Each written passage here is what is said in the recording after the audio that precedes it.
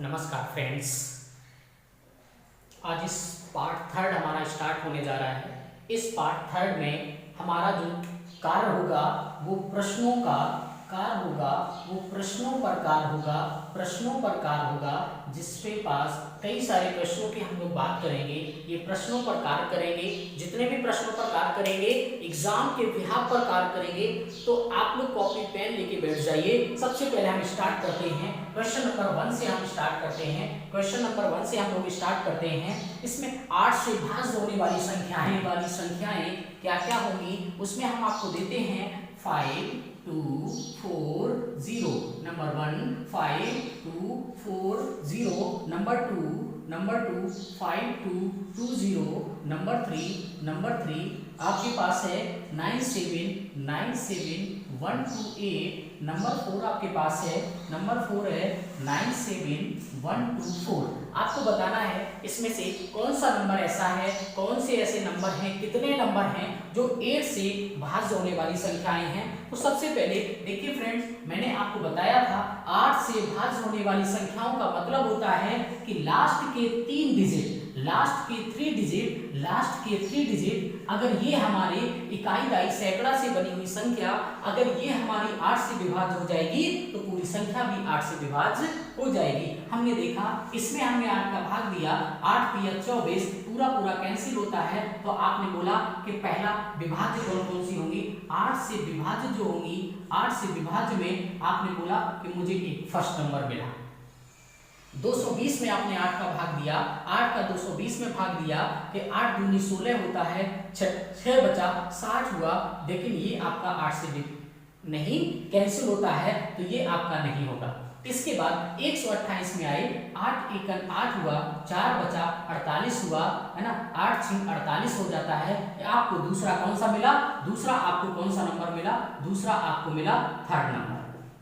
जैसे हम बात करते हैं 124 में 8 एकन 8 हो गया, 8 इसके बाद 4 बचा 44 हो गया, है ना, 8 पंचे 40 होता है, 4 बच जाता है तो ये भी आपका नहीं हुआ। तो दोस्तों आपका उत्तर कौन सा हुआ, पहला और तीसरा। जो पहले और तीसरे दो ऑप्शन जिसमें दिए गए होंगे वो वाला पार्ट हमारा क्या होगा, 8 से विभाजित करेगा। गुणनफल 2153 इसकी घात आपको दी गई है 167। 167 में इकाई का अंक क्या होगा, में इकाई का अंक क्या होगा, इकाई का अंक क्या होगा। मैंने आपको बताया था कि इकाई के अंक के लिए क्या हम करते हैं, उसके लिए मुझे ध्यान रखना पड़ता है कि इकाई आधार, इसको हम क्या बोलते हैं, इसको हम बोलते हैं आधार। आधार का इकाई का अंक कौन सा है, आधार का इकाई का अंक कौन सा है। यहाँ पर इकाई का अंक आपको क्या मिला, 3 मिला। 3 के लिए हमने आपको एक क्रिया बताई थी, अगर आधार में इकाई का अंक क्या मिलता है, 3 मिलता है, तो हम क्या करते हैं, उसके लिए हमारा काम होता है कि जो घात होती है, घात जो दी गई होती है, घात में क्या करते हैं, हम 4 का भाग देते हैं। जैसे हमने घात में 4 का भाग दिया, 4 का भाग हमने घात में दिया, 4 चौको 16 मिला, उसके बाद 7 को लिया, 4 मिला, 3 आपको क्या बचा, 3 आपको यहाँ पर क्या मिला, 3 आपको यहाँ पर शेष मिला। जो शेष मिल जाता है, जितना भी आपको शेष मिल जाता है, इसी शेष को हम क्या करते हैं, जो हमारा आधार होता है इसी की हम क्या लगा देते हैं, घात लगा देते हैं। 3 की घात 3 का मतलब हुआ 3 का आपस में 3 बार गुणा, 3 का 9 दिया 27, और 27 में इकाई का अंक हमें क्या मिला, 7 मिला। हमारा आंसर क्या होगा, 7 होगा। क्लियर हुआ ना। इसके बाद हम यहाँ स्टार्ट करते हैं, इसके बाद हम क्वेश्चन नंबर 3 की बात करते हैं। इस क्वेश्चन को जैसे हमने देखा तो सबसे पहली चीज हम आपसे बात करते हैं 50 में एक पूर्ण संख्या क्या की जाती है, जोड़ी जाती है।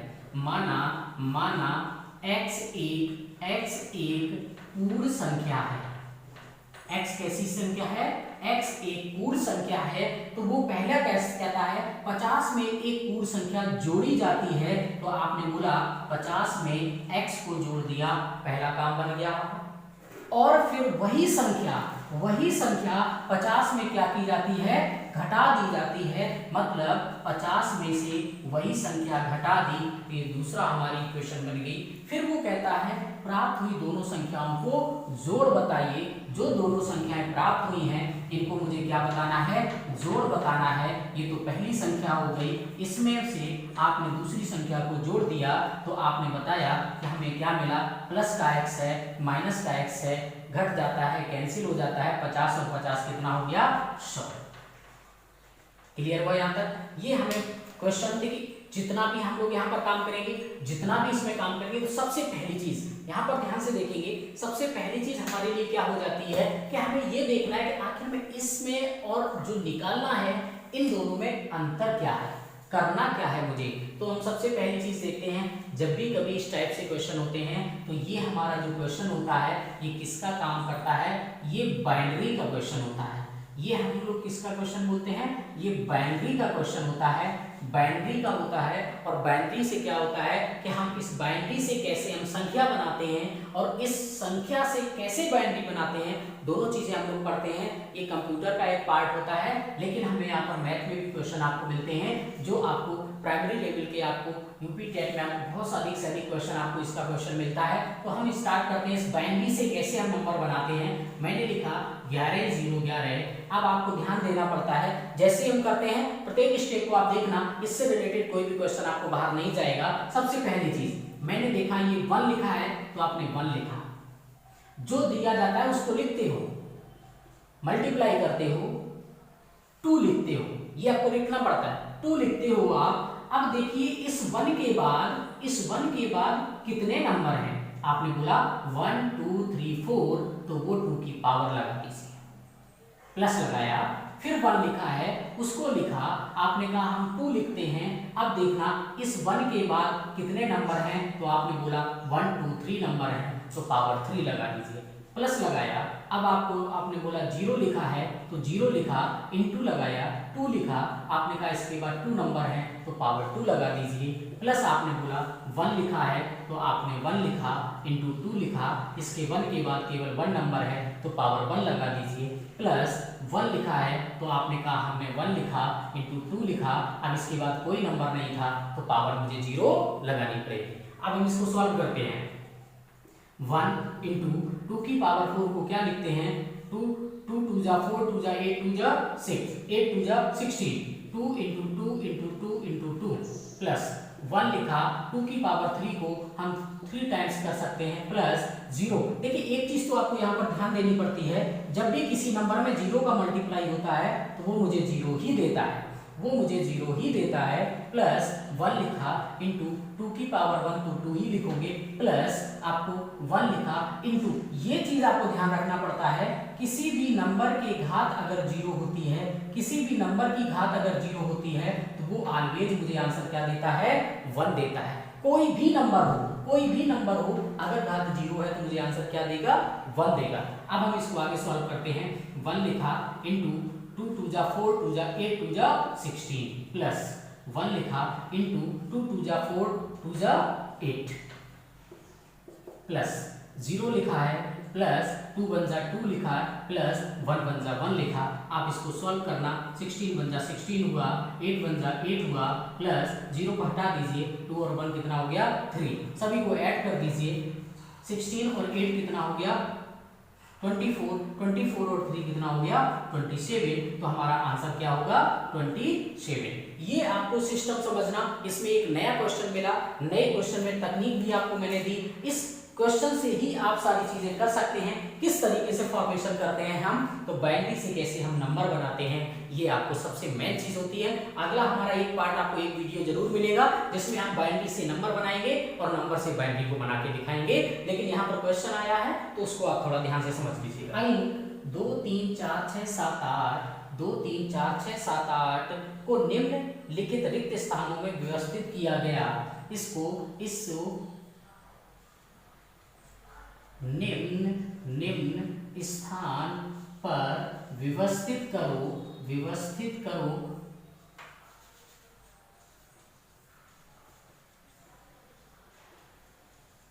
व्यवस्थित करो कि योग करने पर अधिकतम संभव संख्या क्या होगी, कि योग करने पर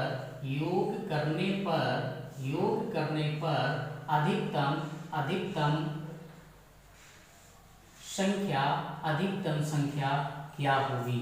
अधिकतम संख्या क्या होगी? हम इस क्वेश्चन को आपके लिए छोड़ते हैं, लेकिन हम आपको यहाँ पर ऑप्शन देके चलेंगे, उसके बाद आप लोग इसको करेंगे। लास्ट में जैसे हमारा वीडियो एंड पर पहुंचेगा तब हम आपको इस क्वेश्चन को सॉल्व करके दिखाएंगे। सबसे पहला आपको ऑप्शन देता हूँ 1605। सेकंड हमारा ऑप्शन यहाँ पर आपको मिलेगा, वो मिलेगा आपको 1560। थर्ड आपको पार्ट यहाँ पर मिलता है, थर्ड पार्ट आपको यहाँ पर मिलेगा 1308 और फोर्थ पार्ट आपको यहाँ पर मिलता है 808। ये आप लोग अपने आप से सॉल्व कीजिए, उसके बाद आंसर के बारे में हम लोग डिस्कस करेंगे। सबसे पहले अगले क्वेश्चन की ओर हम लोग चलते हैं, जिसमें हम आपसे बात करेंगे कि किस तरीके से नेक्स्ट 6 क्वेश्चन की हम लोग बात करते हैं, जिसमें हम लोग देखते हैं 1 1 -1 +1 -1 का सम, इसका सम संख्यक पदों तक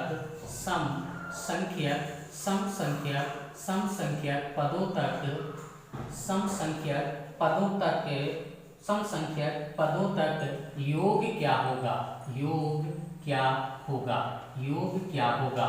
ये चीज आपको ध्यान से देखनी है। सबसे मैं इंपॉर्टेंट क्वेश्चन इसी टाइप से मुझे मिलते हैं, जिस पर हम थोड़ा माइंड लगाना पड़ता है, और क्वेश्चन बहुत इजी होता है, माइंड लगाने की जरूरत। हमने देखा ये दो संख्याएं सम है, ये भी सम है।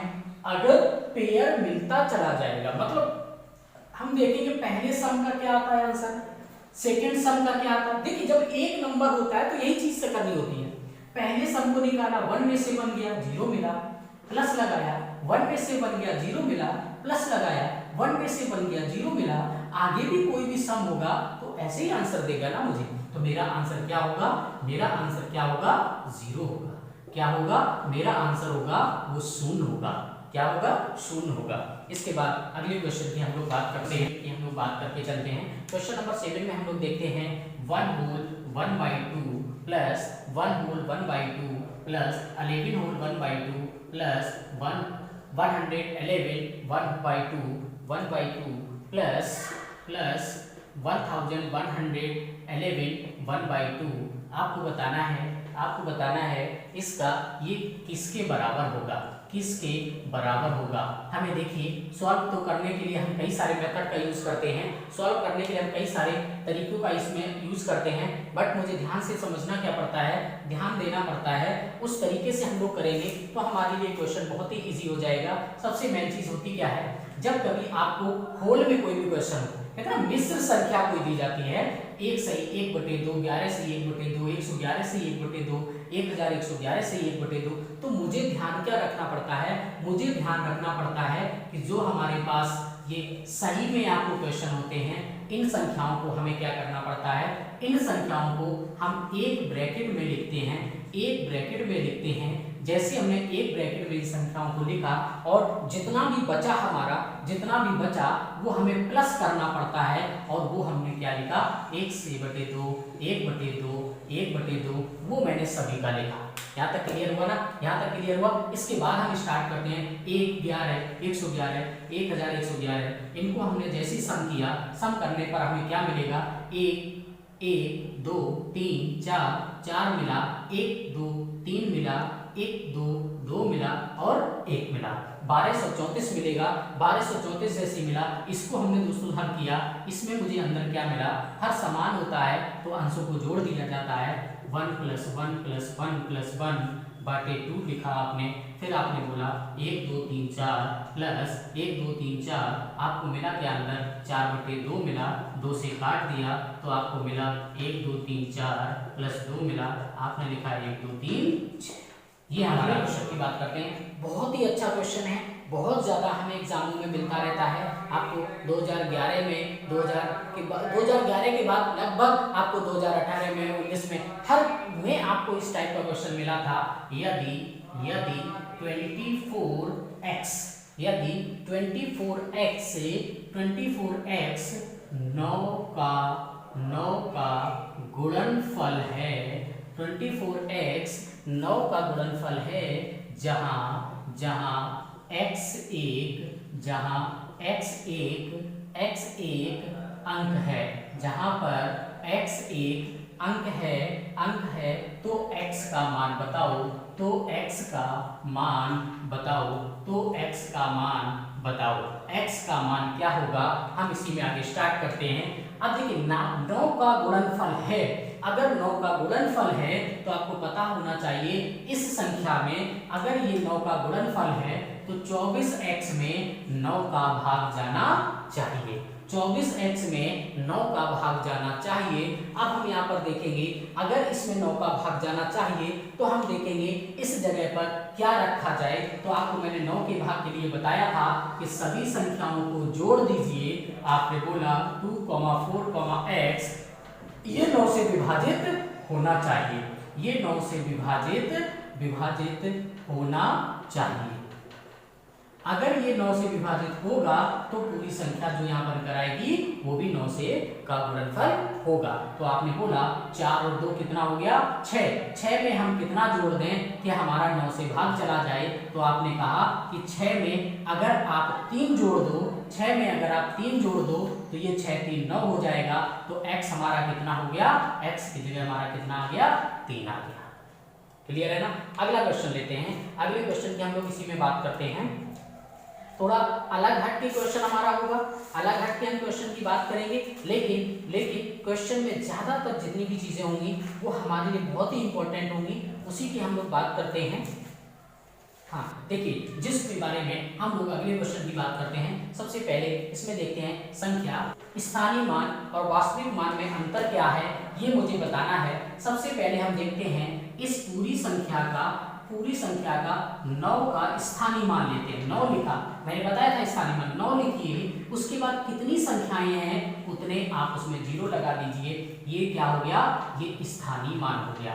इसको क्या बोलते हैं, स्थानीय मान बोलते हैं। अब मैंने एक जातीय मान बताया था, तो वही आपका इस 9 का 9 क्या हो गया, ये आपका वास्तविक मान हो गया, ये आपका वास्तविक मान हो गया।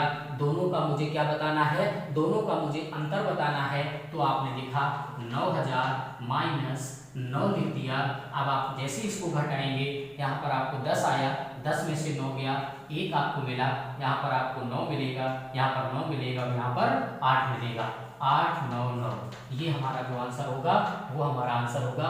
तो इस तरीके से हम लोग क्वेश्चन को करते हैं। देखिए इसमें ये जो क्वेश्चन हमारा होगा, इस क्वेश्चन की हम लोग बात करते हैं। ये क्वेश्चन किसी संख्या के 3/4 का किसी संख्या के 3/4 का 2/3 ये 24 के बराबर है, 24 के बराबर है। अगर ये 24 के बराबर है तो उस संख्या का उस संख्या का 1/4 क्या होगा, उस संख्या का 1/4 क्या होगा। तो इस क्वेश्चन को देखते हैं। इस टाइप से क्वेश्चन मुझे बहुत ज्यादा मिलेंगे, आगे के प्रश्नावली में भी मिलेंगे, आगे की जो हम टॉपिक पढ़ेंगे उसमें भी मिलेंगे। किसी संख्या का माना संख्या क्या है, माना संख्या हमारी है x, माना संख्या क्या है x, किसी संख्या का। तो अब हम बोलते हैं का मतलब होता है गुणा, का मतलब क्या होता है, का मतलब होता है गुणा। तो x का 3/4, इसका 2/3, ये किसके बराबर है, 24 के बराबर है। अब देखते हैं x गुणा 3/4 गुणा 2/3 बराबर 24।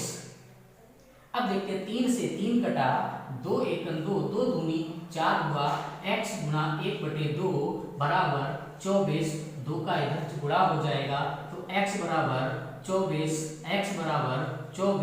गुणा 2, तो x मुझे कितना मिल गया 48, कितना मिला 48। फिर कहता है उस संख्या का 1/4, तो आपको संख्या क्या मिली 48 का 1/4, तो 48 गुणा 1/4, 4 1 4, 4 दूनी 8, आपको कितना मिला 12, आपको कितना मिला 12। ये हमारा उत्तर होगा। ठीक है ना। अब हम बात करते हैं, जो मैंने आपको एक क्वेश्चन दिया था, इस क्वेश्चन को करने के लिए मैंने आपको बोला था, तो इस क्वेश्चन के लिए आप लोगों ने वर्क किया। अब ये लास्ट क्वेश्चन के बारे में हम लोग बात करते हैं। जो क्वेश्चन मैंने आपको दिया, इस क्वेश्चन में देखिए आपको जोड़ करना है। जोड़ करने का मतलब हुआ, इसमें मैंने आपको एक रिक्त स्थान देना था। मैंने आपको देखिए यहाँ पर 4 अंकों की संख्या आ रही, मतलब आपको कोई भी संख्या करनी थी तो उसमें आपको देखिए पहला, दूसरा, तीसरा, चौथा, इसके बाद आपको प्लस करना था।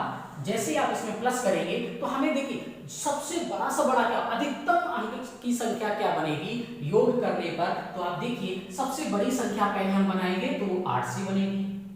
दूसरी सबसे बड़ी किससे बनेगी, तो आप बोलोगे 7 से बनेगी, ठीक है ना। इसके बाद 8, अब 8 यहाँ आ गया, 7 यहाँ आ गया, तो यहाँ पर क्या आएगा 6, क्या आएगा 6। ये चीज आपको ध्यान रखनी पड़ेगी। अगर आपने इस चीज को समझ लिया तो आप ये समझ लेना, इससे आपको क्वेश्चन में कभी भी इस टाइप के क्वेश्चन में प्रॉब्लम नहीं आएगी। लेकिन अगर मेन चीज आपने अगर यही नहीं समझी तो वहां पर आपको प्रॉब्लम आ जाएगी। तो सबसे मेन चीज होती है कि हमारे लिए जितनी भी बात होती है उसको ध्यान से समझना पड़ता है कि किस तरीके से हमें ये काम करना पड़ता है। 8 के बाद 6 आ गया, अब हम 6 के बाद करते हैं, 8 आ गया, 7 आ गया, 6 आ गया, अब इसके बाद हमारी क्या आएगी 4 आएगा। 4 के बाद क्या आएगा, आपने बोला यहाँ पर सर 3 आएगा। जैसे हमने दिया तो आप जैसे हमने दिया तो वहां पर हमने क्या बोला, आपके यहाँ पर 3 आएगा, तो बचा यहाँ पर क्या 2 आएगा। जैसे आपने इसको लिखा, आप इसको हल करें, 3 2 5 होता है, 6 4 10 होता है, 8 7 15 1 16 होता है। क्लियर हुआ। हमारे पास 6 अंक थे तो 3 3 का फिल इन द ब्लैंक्स बनेगा, 3 3 अंकों की संख्या बनाएंगे। जैसे उसको आपने जोड़ा 1605 जो मुझे मिलेगा, ये सबसे बड़ी संख्या मिलेगी, अधिकतम अंक हमारा ये होगा। इतने क्वेश्चन से अगर आप वर्क करेंगे, उसके बाद आपको कहीं से भी संख्या पद्धति से क्वेश्चन से आप लोग कहीं पर भी फेल नहीं होंगे। जितने भी मार्क्स का क्वेश्चन आएगा आप उसको करके ही आएंगे।